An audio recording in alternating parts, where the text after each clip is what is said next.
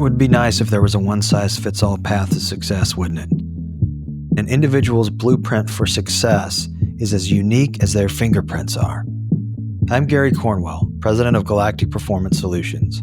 As someone who didn't come from much, I had to come a long way to get where I am today. In the end, I did find my way, and I want to help you find yours too. I may not have the exact answers for your circumstance and how to build a successful life, but what I know for sure is that you have those answers within yourself. Welcome to Beyond the Blueprint, the podcast that focuses on helping you become the best, brightest, and most financially secure version of yourself. Hi, and welcome back to the Beyond the Blueprint podcast. This is a show where we focus on helping you develop your plan, your blueprint, not somebody else's. It's also where we delve into having a positive mindset, developing personal leadership, and working on long-term success.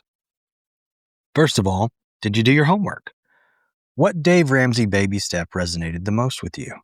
Did you look at Robert Kiyosaki's methods of compounding wealth? Did you make your bed this morning? I hope you did. If you're wondering why I sometimes say things about making your bed, it's because making your bed in the morning, even though it's a small task or sometimes it feels like an annoyance, it is something that sets the tone for the whole day. In fact, studies show people that make their bed every morning are over 200% more likely to become millionaires. It's not about the bed. It's about starting your day with purpose and a successful mindset.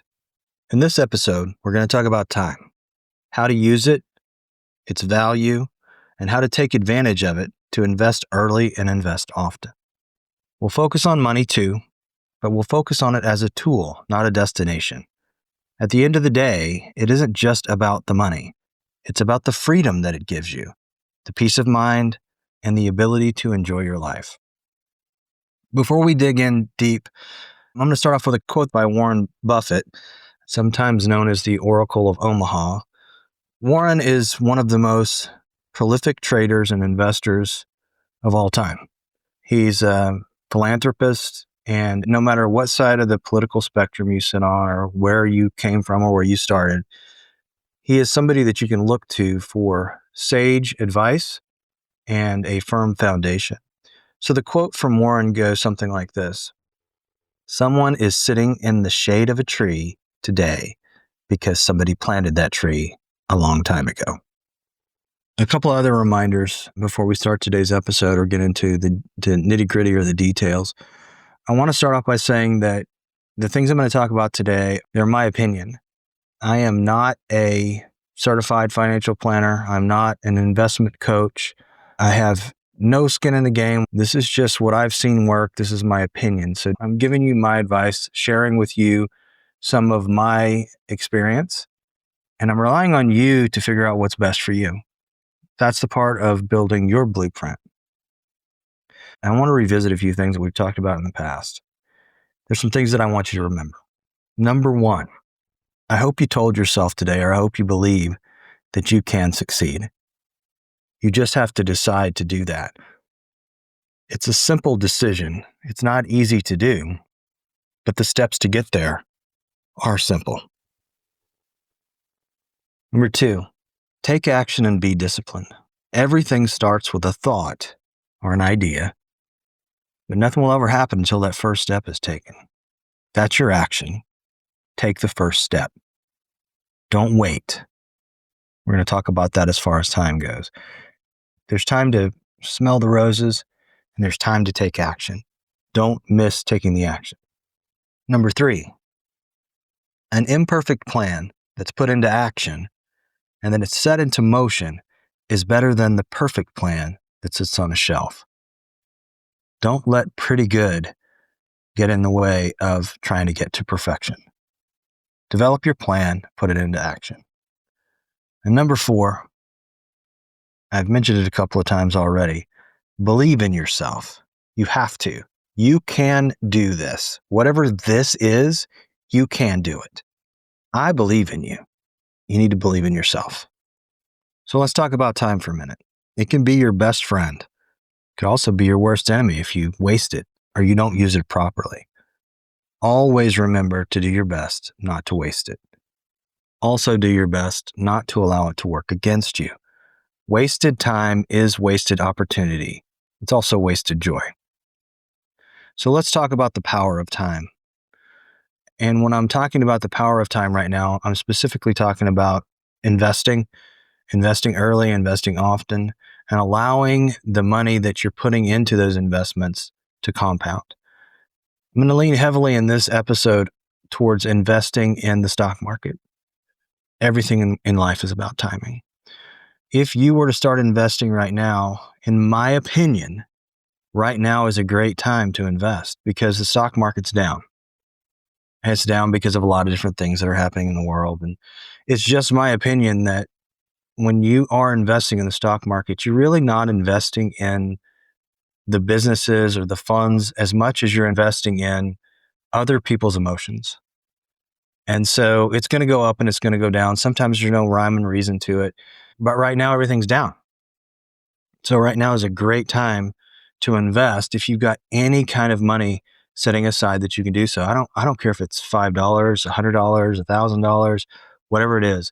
In my opinion, right now is a great time to invest. That doesn't mean it won't go down again or more. It could. But we're well below where the high was before this dip just occurred. So by investing when the dip happens, you're kind of buying at a discount, so to speak. Time is not just your most valuable asset. It's also an investor's secret weapon. And so what do I mean by that? So compound interest can work for you or it can work against you. Compound interest works for you when it's building on the invested dollars that you've put into play. It works against you if you buy something that you finance and the interest, and you're not paying it down, and then the interest just keeps adding up and adding up and adding up and adding up. If you want to see that in practice, open up a mortgage calculator online and put in any numbers. It doesn't matter. Do a $100,000 house for 30 years and look at what you're actually paying for the $100,000 house at the end of the day. The total sum of all of the payments. What does that come up to? You'll see what you're actually paying for it. It's not $100,000. That's compounding working against you. We want compounding to work for us. And so we want to invest early and we want to allow that money to grow by the interest or the growth affecting it. And then as future growth happens, not only does the principal that you put in there grow, but the money itself grows. So let me give you or what has already grown will grow in addition. Let me give you a couple of examples. So, well, first, compound interest, I probably should delve into a little bit deeper. The easiest way to think of it is you earn money on your money. And so when your money earns that money, so if 100 goes to 105, and then there's another 5% growth on top of that, your next 5% is not just 5. It is 5% of 105. And so it grows and grows and grows and grows, and it becomes like a snowball. So as an example, I'm going to use for our standard for these examples, an average of an 8% return. I mentioned in a previous podcast that some people use a lot higher average and some people use a lower average. For me, 8% is a good number, but that doesn't mean it's the right number. It's just the number we're going to use for our examples today. So in example number 1, let's say a 22-year-old was to start investing $500 a month with an average return of 8% yearly. That $500 a month, by the time that 22-year-old turns 62, so 40 years, will be $1.7 million roughly. So that's a millionaire before retirement because 62 is the earliest you can retire and currently and draw your Social Security, but it's still not full retirement age. So before you even reach full retirement age, in that brokerage account or 401k or whatever it is that you're putting it into, it will be roughly $1.7 million.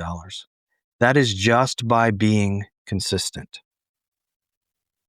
So some of you might think, well, I don't want to put $500 in every month. from the time I'm 22 until the time I'm 62. Well, let's look at it a different way then. Let's use the same numbers. We're going to use, starting at 22, we're going to use $500 a month. And that may sound like a lot to you. And maybe it is right now. Do what you need to do to try to get to that, whether that's buying a less expensive car the next time you have to buy a car, or changing the amount you spend when you go out with friends, eat at different restaurants, things like that. Maybe you don't need to change anything. And again, this is just a number for an example. It can be less than this. I'm gonna go through that a little bit in a second, and it can definitely be more. If you can find more, and it doesn't have to be every month. Doesn't have. You need to set a minimum, but you can always add more on certain months if you have extra money. So back to the example again. So still using the 22-year-old that starts contributing $500 a month. Let's say that you wanted to reach $1 million. So in order to do that, that 22-year-old would need to do that $500 a month for 204 months. And so that means they would go from the age of 22 to 39. From the age of 39 to 62, they wouldn't have to put another penny in. They're finished investing. If $1 million is their goal, they are finished investing at 39 years old. By the time they reach 62, with no additional contributions after 39, just the compounded growth only, they will reach $1 million at 62 years. So how much should they put in to get the million? So the total invested, the 204 months that I just talked about from the age of 22 to 39, 204 months times $500 a month is $102,000. They invested $102,000 and got back $1 million. That's because they used time to their advantage. They started early. That same thing can't be true if you start later in life. The later you start, the more you have to invest per month to get the same goal. Doesn't mean it can't be done. And $1 million isn't necessarily gold standard. What we're wanting to do is put money away that we can access later to help us enjoy our life, especially when it gets to the point where we can't or don't want to work anymore. So the key message, the key part of this is that starting early and being consistent is a winning move. Let time work for you. Let compound interest work for you, because it will. Now, is it going to go up and is it going to go down? Is it going to drop 20% a year or 30%? You're going to have bad years. But if you leave it in there and you stay consistent, and even when it goes down, you don't freak out and you still do your dollar cost averaging, and I'll explain that in a second, but you still do that $500 a month, at the end of the day, historically, mathematically, you will be a millionaire. Plus. So what is dollar cost averaging? I kind of jumped the gun a little bit on that. So dollar cost averaging is investing a fixed amount on a regular basis, regardless of where the stock market is, regardless of whether it's up or down, doesn't matter. You're going to do the same thing at the same interval. Could be monthly, could be weekly, could be quarterly. I would not suggest yearly. The market's too volatile. In my opinion, the best course of action would be to even take the 500. I said monthly. If you wanted to break that up, and let's say you got paid every other week. So every 2 weeks you get paid. My suggestion would be that you put $250 out of that paycheck into your investment account, so that you're averaging 500. You actually will get more than that, because if you get paid every 2 weeks, you'll get 26 paychecks in the year rather than 24. But that's because some months have more weeks in it than others. So the less amount of time between the deposits, the better, because you can take advantage of the market changes. Again, that's just my suggestion. That's what I do. So why is it important to do that? Well, a big part of, in my opinion, of why you should do it that way is it does help to smooth out market volatility. The market changes every day. It changes many times during the day. I should add this. Try not to obsess over it. Try not to watch it all day long unless you're a day trader and you're trading individual stocks. And if you're doing that, this is not the podcast for you. By making these purchases on a regular, consistent basis, it smooths out the volatility of the market. That's why it's not good to go if you were going to do it every year. Now, with that being said, one of the things you could do, I mentioned earlier that you can do more in a month than what your standard is. If you got a bonus or you got a tax return or any kind of, found money, so to speak, maybe you want to keep part of that and go out to a nice dinner. The rest of it, put it all into your brokerage account. You didn't have it to begin with. It's found money. You're not using it to live on. You might as well put it into your brokerage account. And I'm not sure if I mentioned this part or not, but it's basically, in addition to smoothing out the volatility, it allows you when the market's down, you're actually buying more shares of whatever you were going to buy for the same amount of money than when the market's up. So over time, it equals out. So dollar cost averaging is a very powerful tool. It's something I believe in wholeheartedly. For myself, that's something that you need to decide if it's part of your blueprint. But do some research on it. Like I've mentioned in other podcasts that there are online tools that you can use to look at what are your goals? What is your age? How much do you want to do a month? Are you looking for a certain amount? Are you looking to invest for a certain period? You can do all of this stuff online. Dave Ramsey has a great one on his website, but he doesn't have the only one. So go out and find one, play with it, look at it, let it help you determine what it is that is the right path for you. So in a way, think about dollar cost averaging as if you were going to fill your pantry every week or every other week whenever you got paid, how often that is. Well, prices for groceries and prices for things and gas change constantly. But if you were to go out and fill your pantry every week, some weeks you're going to get more for your money and other weeks you're going to get less for your money. But over time, you're going to build up a huge stockpile of things. It's the same thing with money. It's the same thing with investing. The difference is that with the investing side of it, not only are you filling up your pantry, but you're getting extra groceries for free because of the compounding that goes along with it. So why does it work? Well, it's kind of an emotion-free way of investing. If you don't try to time the market, which a lot of people try to do, and what I mean by timing the market, I'm just going to hold this money. I'm going to wait until it's down, and then I'm going to buy, and then I'm going to sell when it gets high, and then I'm going to wait till it goes down again. That's timing the market. Very, very few people can do that. It has to be your full-time job, and I highly discourage it, especially for the average person, even the above average person. The people who are listening to this podcast, I'm convinced, are above average. You're go-getters. If you weren't, you wouldn't be listening to this. You wouldn't want to be adding to your future. But just because you're above average doesn't mean you can beat the market. You can't time it. It creates discipline over time. And so the hardest part is beginning. And the second hardest part is once you've done it for a little while and you take a look, and some of us think that magically our $500 a month is somehow we're going to do better than everybody else. And all of a sudden now we're at $500,000, but we're at 15,000. Well, 15,000 is a whole lot more than what you started with. So the hardest part is starting. Second hardest part is after you've done it for a little while. But I promise you, over time, it gets easier because you will see the growth. It'll get to the point in not too far distant future where what you're putting in every month, you're likely earning more than that amount through the growth and compounding of the amount that you've already got in there. Using myself as an example, I still dollar cost average every month in a couple of ways. I have a 401k that I deposit in every month. My wife has a 401k that she deposits in every month. But in addition to that, we have a brokerage account that we dollar cost average every single month.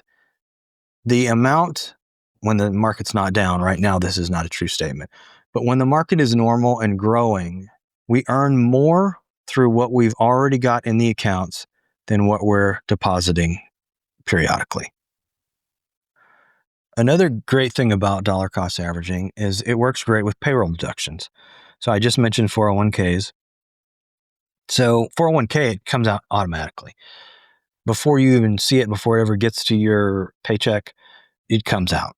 And so it's automatic, it's easy, you have it set up front. It is the easiest way to dollar cost average of any platform. With that being said, there's a lot of platforms that do auto investing. I think probably all of them do auto investing. You just have to set it up to do what you want it to do. And I feel like you do have to watch that a little bit because you're managing that. Whereas your 401k, maybe somebody in HR is helping, maybe somebody in finance is helping within the company you work for. And so there's a little bit more personal responsibility that comes with the investment or the portfolios that you can do the auto investing in, but it's worth it. At the end of the day, there's a lot, and I won't have time to go into some of the advantages of that. I'll say quickly that once you hit a certain level within a brokerage account, for example, you can get a line of credit on the brokerage account. That line of credit can help you invest in other ways. That might be an entire podcast version in the future because there's a lot of detail behind that, but it's very powerful. It's extremely powerful. And I would highly recommend that you take a look at it. Might not be for you. I'm not telling you to do it, but if it's something that you want to work towards, I've seen it work a lot. It's worked a lot for me. It's allowed our family to invest outside of the stock market even. There's a lot of power in it. I had a mentor that told me, and I didn't understand exactly what he meant when he first said it, but he explained it and it stuck with me ever since. And he told me that many, many decades ago. I wish he was still around. Unfortunately, I lost him a few years ago to an accident, but he taught me a lot before we lost him. And one of the biggest things that stuck with me and still does today is he would tell me constantly, you've got to pay yourself first. And I didn't understand what that meant in the beginning. I thought possibly it was like, well, go have fun. But what pay yourself first means is if you treat your investing like it's a bill, you need to pay that bill first so that you will live on what's left. Because if you live on what you want to live on and then invest, it's almost always going to be less money. And it almost always is possibly not going to be consistent and it's not going to happen on a regular basis. So pay yourself first, whether that's in your 401k, whether that's in your brokerage accounts. And if you want to know the difference between a brokerage account and 401k, because there's a lot of difference, look that up. If you want to send in an email and ask about more detail in a future episode, send us an email about anything that you would like to hear us talk about. But you really need to understand the differences. There's good and bad to both. There's advantages and disadvantages to both. So do a little bit of that. But either way, pay yourself first, consistently, all the time. You're worth it. Make sure that you're doing that. Some people have the hesitation because they're like, well, I can't do this. I don't make enough money. I don't know enough about it.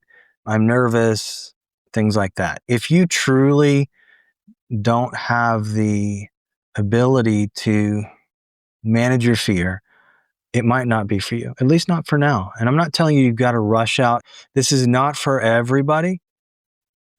But what I will tell you is, in my opinion, it's more dangerous not to do it than it is to do it. So you don't have to be wealthy to start investing. You actually become wealthy by investing. So you got to start. We've mentioned in the past that you cannot earn your way into financial security. You've got to invest. Now, what you invest in, that's your call, but you've got to invest. So taking a look at some different amounts. So just some quick hit examples.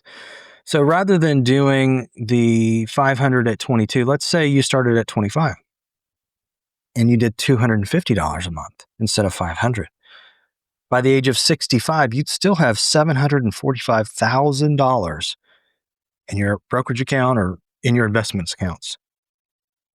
What about even less than that? Let's say you're going to start early. You're going to start at 20 years old.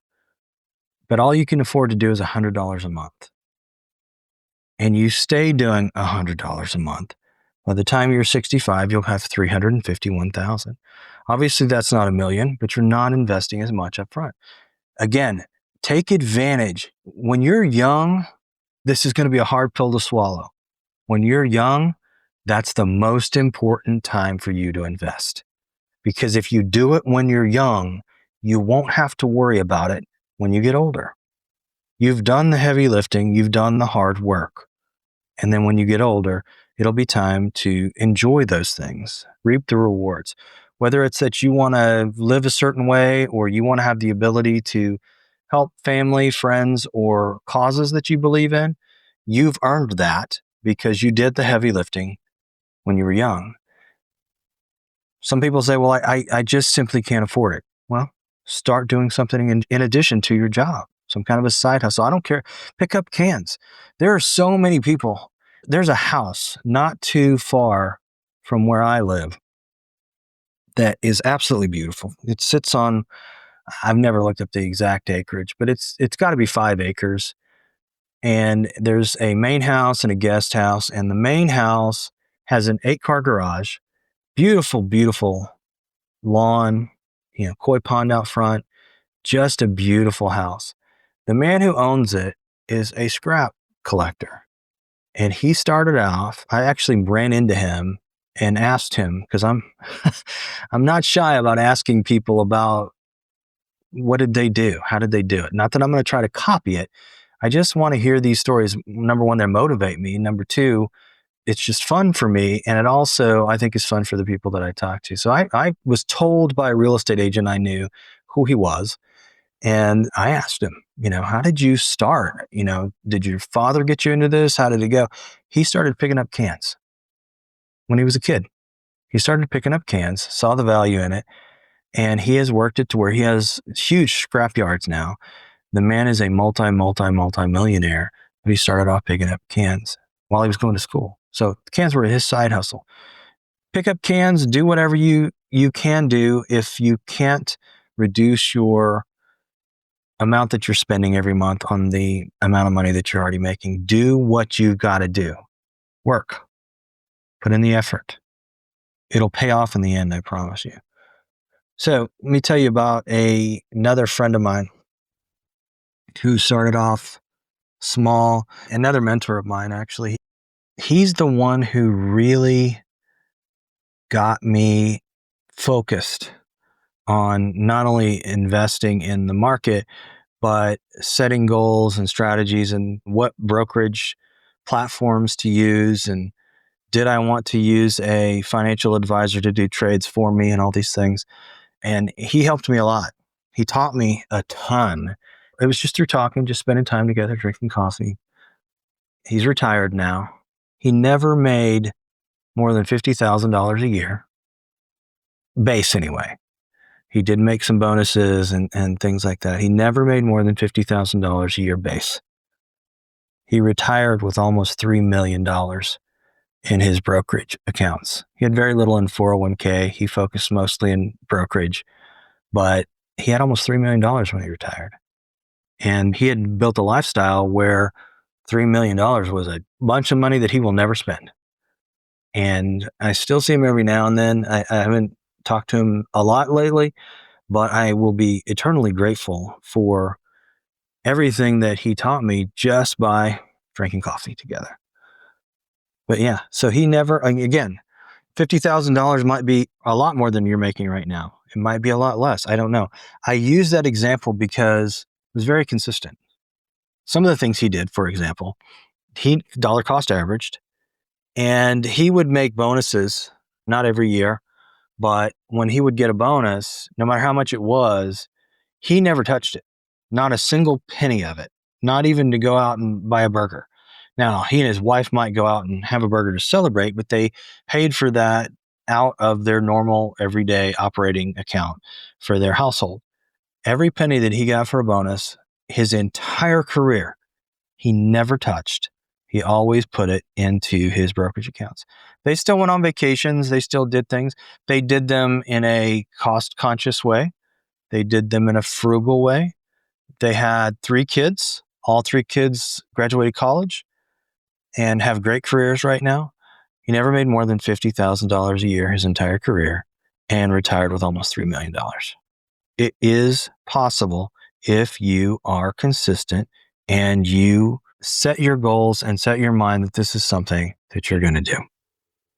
So I'm going to talk about a couple of things in addition regarding time and money itself.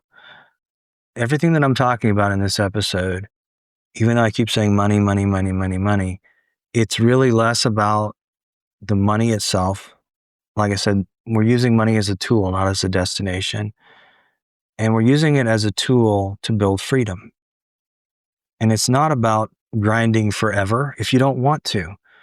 If you do it when you're young and you work hard and you put in the effort and you have a plan, you won't have to grind forever. You may decide you want to. I'm at the age now where I'm trying to figure out what the future looks like for me. And I don't see me slowing down anytime soon. But that's because I enjoy it. I enjoy doing these podcasts. I enjoy everything we do at Galactic. I enjoy the people that I work with. I love the people that I work with. It's very much like a family to me. And so I'm enjoying it. But I wouldn't have to. If I wanted to stop today, I would have to adjust my lifestyle, but I could because I put in the work when I was young. Now everything that we're doing so far right now anyway is just a bonus. So it's about the freedom to be able to choose what you do at a certain point. So like I said, money is a tool and you need to use that tool to enhance your life, not define it. You will never hear me say how much or how little money that my family has, because that is not how I want to be judged or defined. I want to be judged and defined. Well, I don't want to be judged at all, but if I'm more interested in being a good husband and being a good father that's consistent to my children, that they know that they have a safe place if they ever need it. And I only have one that's still in the house, and he's not going to be around in the house much longer, and he'll be off doing his college stuff and starting his life on his own. But my goal is that my kids always have and always know that they've got a safe space to land if they ever need it. I hope they don't, but they'll have it if they do. That's what I want to do. And that is what I've used the tool of money to be able to do in my life. So you have to balance it all. I keep talking about hustling and putting in the effort, having a plan, and saving. But I also want you to remember that when it comes to your budget, and I mentioned it with my friend that retired with almost $3 million, that they took vacations and everything. I want you to budget for vacations, budget for joy, experiences that you can do together to build memories with the people that you love, whether it's your children, your friends, your parents, the people who mean the most to you in your life. Have meals with each other. You never know when something may change your life in the blink of an eye, or something may change the life of somebody that you love and care for deeply in the blink of an eye. Hustle and work hard, but don't forget to smell the roses, and never forget to spend time with those that you love.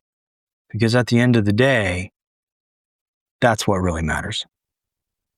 You need to reward the progress that you make with small celebrations. They don't have to be huge, but you need to acknowledge the things that you have worked for. Whether that's a financial milestone or whether that is a relationship milestone, but you need to reward that progress and you need to recognize it. Don't delay your happiness until you retire. Those of us who are called type A sometimes will lean towards delay. Delayed gratification is a powerful tool, but don't delay it so long that you miss an opportunity to build a memory that will have more value than the money that it cost you to do it. I'll give you an example. Beginning of last year, my business partner and I decided we were going to take our entire company on a trip to celebrate a good year that we had and to spend time together. It was not my idea. It was presented to me by some of our team members, some of our brilliant team members, because it was a great idea. Well, I'm the numbers guy. And so when I first started looking at it and seeing how much it was going to cost, it was a hard swallow a little bit. But then I asked myself, 10 years from now, am I going to remember that money? Or am I going to remember the time I got to spend with the people that I care about, who have dedicated parts of their lives to the company that supports all of us, and which is more valuable? And I quickly determined that it was spending time together. And so you can't just focus on the money. You can't take your eye off of it, because you can splurge, in air quotes, too often to where it's going to be detrimental to you, especially, now that was a business expense. So on the personal side, for the amount that you spend, let's say you spent $1,000 on something, you're really not spending $1,000. You're spending the $1,000 plus losing whatever the growth would have been on that $1,000 from the time you would have put it into a brokerage account until you drew it out at retirement age or whenever you decided to draw it out. That doesn't mean that it's not worth that. You need to be the judge of it. Stop and smell the roses. Don't delay your happiness, especially not all the time. So with that being said, you can almost think about buying stocks as you're really not buying stocks. You're really not buying funds. You're buying time. You're buying options, and you're buying peace of mind. And that's the biggest part for me, is peace of mind. I mentioned in the very first podcast that I grew up in a very loving home that was not very gifted financially. Let's just say that. And so my entire life, I've had this fear of not having the money that I needed for something. But at the end of the day, it's really not the money. I thought it was money, but it's not. It's peace of mind. The money brings peace of mind. So at the end of the day, you're not buying stocks. You're not buying funds. You're buying the things that it can give you, whether that's additional time, peace of mind, or options for what you want to do in the future. A little bit more about some common excuses. We mentioned earlier, I don't make enough money. There's no way I could do this. Well, you do make enough money. It doesn't mean that you can do the $500 right now, but start with what you can, whatever that is. If it's $25 a month, that $25 is better than zero. And here's the interesting psychological thing to that. When you do see it starting to grow, you will be motivated to do more because you want to see it grow even more. There is definitely a psychological aspect. It starts off slow. I've heard it said a bunch of times, and I don't know where it came from, but I've heard it my whole life, from my early 20s when I first got out of the military and got into the private sector and started hanging around people who had money and tried to figure out how they got it. I've heard several times, your first $100,000 is your hardest to earn. After that, it seems to snowball. I have no idea why that is, other than maybe psychology and optics, but I can tell you that it's true. It absolutely 1000% is true. And so when you're getting to that point, and it may take you years, but that's okay. You started and you're going to get there. A lot of people won't start and they will never get there. So if it's $25 a month, do what you can. I'm going to challenge you. I'm going to say, don't ever, no matter who you are, no matter where you work, you can do $25 a month. Don't give yourself the out of doing less than that. Do what you can to do more than that, but make 25 your minimum if this is something that you're going to do. Again, this is your choice, but I've seen it work. It's worked for me. It's worked for everybody that I know. Everybody that I know that has any sense of financial security has investments, every single one of them. And I can't think of anybody off the top of my head right now that doesn't have at least part of their investments in the stock market, whether that's a fund or a exchange traded fund or mutual fund or individual stocks. Again, if you can pick individual stocks, more power to you. I think that's fantastic. Wonderful. I just can't do it. A lot of people will say, well, it's too late. No, it's not. When's the second best time to plant a tree? It's today. Now, will you be able to, if you started late, will you be able to reap the same kind of rewards as somebody who started early? No, I'm not going to sugarcoat it. You can't. Not without investing tons of money on a consistent basis. You can't do it. Time is now working against you. But that doesn't mean you shouldn't do something, because if you do nothing, that's what you're going to get. You'll get nothing minus inflation. So do something. It doesn't matter. Plant your tree today. Some people say the stock market is too risky. We talked about dollar cost averaging. That helps reduce the risk over time. It will go down, guys. You're going to lose money. Here's a personal example. My wife is a brilliant woman, and she's wonderful, and she's supportive of me, and I cannot say enough good things about my wife. But she doesn't have the temperament to be able to be involved in the pluses and minuses of our brokerage account. She does not want to know when it dropped. Now she hears, that it dropped or whatever, or I may say something like, well, it dropped. I'll never give her a dollar amount because she doesn't want to know. She doesn't want to stress over it. And so if you're that kind of person and you just can't deal with it, find another way to invest. But you got to invest somewhere. But as far as the market goes itself, the risk will be reduced if you do the dollar cost averaging and if you leave it in there and don't freak out. That's where people lose their money, is when they freak out. The market drops. I'm just going to go, wow, I'm going to say it drops 30%. And people are like, oh my goodness, I've just lost 30% of my money. Let's use a round number. Let's say you did have $1 million and the market drops 30%. So now you're sitting at 700,000. And you're like, oh my God, I've got to do something. I've got to pull my money out. As soon as you pull out that money, you have lost $300,000. Boom. And then when it goes back up to where it was before, which it always does, the question is, how long will it take? It could take 3 years. It could take 5 years. It could take 10 years. But it always, historically, every single time has gone back up. Every time. But if you pull it out when it's down 30% and you've lost your 300 grand, you're not getting it back. You may have to grit your teeth, sit on it, and wait till it goes up.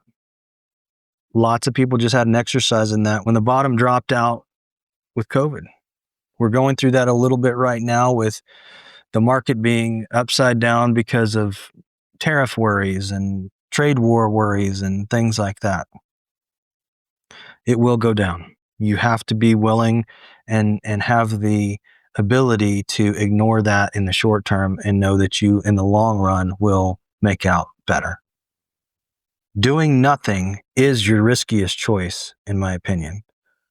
Stocks and funds, investing, they may not be a part of your blueprint. I've mentioned this a bunch of times. I do not want to encourage, I don't want you to do this because, oh, well, Gary said do it. It's a way to make money. I'm telling you, it is a way to make money. It's not the only way.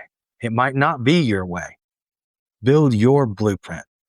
Don't follow mine. But some kind of investing needs to be a part of your blueprint. You cannot earn your way into financial freedom. So figure out what resonates with you and do something. Take action. So let's go over some homework. What can you invest in today? Well, maybe the stock market's not your way to go. Maybe investing in real estate's not your way to go. You can invest without investing money. You can invest effort. You can invest focus. You can invest time. So educate yourself. Put in some effort. I've said it in the past. If you're a young person and you're trying to decide whether you're going to go to college or what's going to happen when you get out of high school, you don't have to go to college, but you do have to have a plan and you do have to put in the effort, because if you don't, you're wasting the time that you could be building a buffer for the future. I wish I had known that. I wish I had started investing even earlier than I did, because I missed out on a lot of compounding. But I didn't have anybody to tell me this when I was very young. My family didn't know anything about this. Well, you're hearing it here. I heard it from a lot of mentors. If you are going to go down this road, do something to start contributions. And that doesn't mean you actually need to put the money in. Start looking at what brokerage platforms you want to use. You could start making contributions this week if you want to, but at least do some research if this is a road you're going to go down. Now, we've talked about budgeting in the past, and I know the budget is, to some people, is a 4-letter word. My budget's not as tight as it needs to be or it should be, but I know how much I'm spending and I know what categories it's going into. And you should know the same thing. Do a quick audit and see where your money's going, because you should know how much you have and you should know what your plan is for what you're going to do with it. Even if that's that you're going to pay a bill with it, that dollar has a purpose. And so do a quick audit and see where you're spending your money. And then sit back and ask your future self, what would make me proud 20 years from now? Whatever that answer is, you need to bust your rear end to work towards it, because there is a lot to be said for being proud of the distance that you've come. If you are the type of person that, how's the right way of saying this? I'll just use myself as an example. I am proud of where I am. I'm proud of how much that I have accomplished. It will never be enough for me. That doesn't mean I beat myself up over it. We've talked about that. You got to give yourself a little grace, and you don't let comparison be the thief of joy. It'll never be enough for me, but I am so glad that I am proud of the progress that I've made. So, recapping this episode, which has gone a little long, time and consistency equals wealth. That's how you get there. You let time work for you, and you consistently make your deposits into whatever it is that you're going to do, and you will become wealthy. It's a very simple formula. Dollar cost averaging is a proven path. It's not the only path. You choose your path. Figure out what your path is. Start small if you need to, and stay steady. No matter, even if you start big, even if you start that $500 amount, I predict that when you see that the portfolio starts to grow, that you do what you need to do to push that 500 even higher. You'll start paying yourself, and it'll snowball to an even greater level. Balance building with living. Don't forget to smell the roses. Don't forget to hug the people that you love. Because at the end of the day, it's really what you're doing this for. So I want to share another quote with you really quickly from Warren Buffett. We talked about paying yourself first. Do not save what is left after spending, but spend what is left after saving. Pay yourself first. So your homework again, set up a recurring investment if that's in your plan, or do one thing this month that brings you joy. Do both of those things. Even if investing like this is not in your plan, do one thing this month that brings you joy and be cognizant of it. Do it specifically because it brings you joy. Please remember to subscribe, share, and give us a review. And remember, your financial future is built one decision at a time, but you got to make those decisions. Until next time, work hard, be kind to each other, and remember that I believe in you. You need to start believing in yourself. Write that down. Thanks so much for listening. Please follow our show on Apple Podcasts, Spotify, or wherever you get your podcasts. And write us a review. We'd love to get your feedback. Beyond the Blueprint is sponsored by Galactic Performance Solutions. It's written and researched by yours truly, Gary Cornwell. Producing and editing is done by the team at Resonate Recordings. Until next time, remember, you do have the answers. You just have to make the effort to find them. I believe in you.